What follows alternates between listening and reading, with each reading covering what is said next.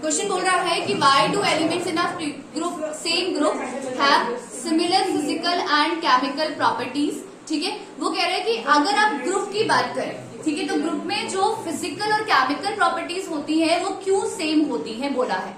तो ग्रुप का मतलब क्या है, पहले जैसे मान लीजिए आपको मैंने ग्रुप फर्स्ट याद कराया, तो ग्रुप फर्स्ट में मेंबर्स क्या कौन से हैं,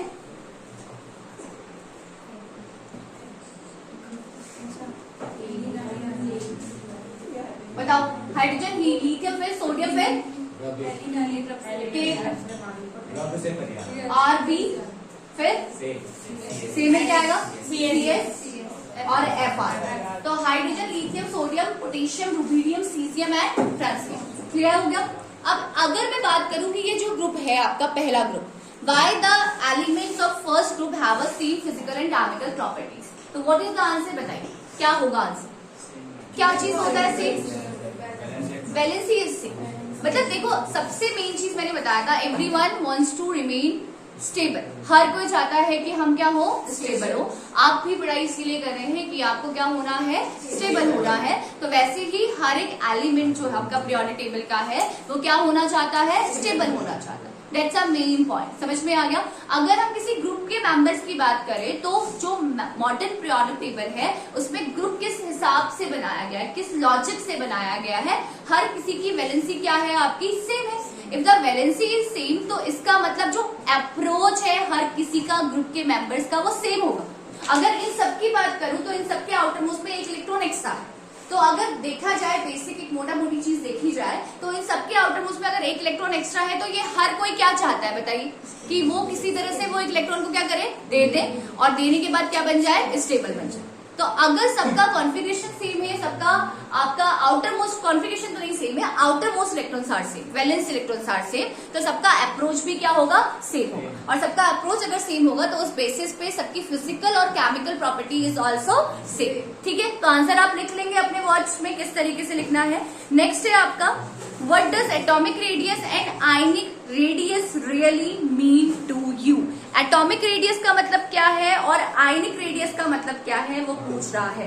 क्या आपने पढ़ा है दोनों?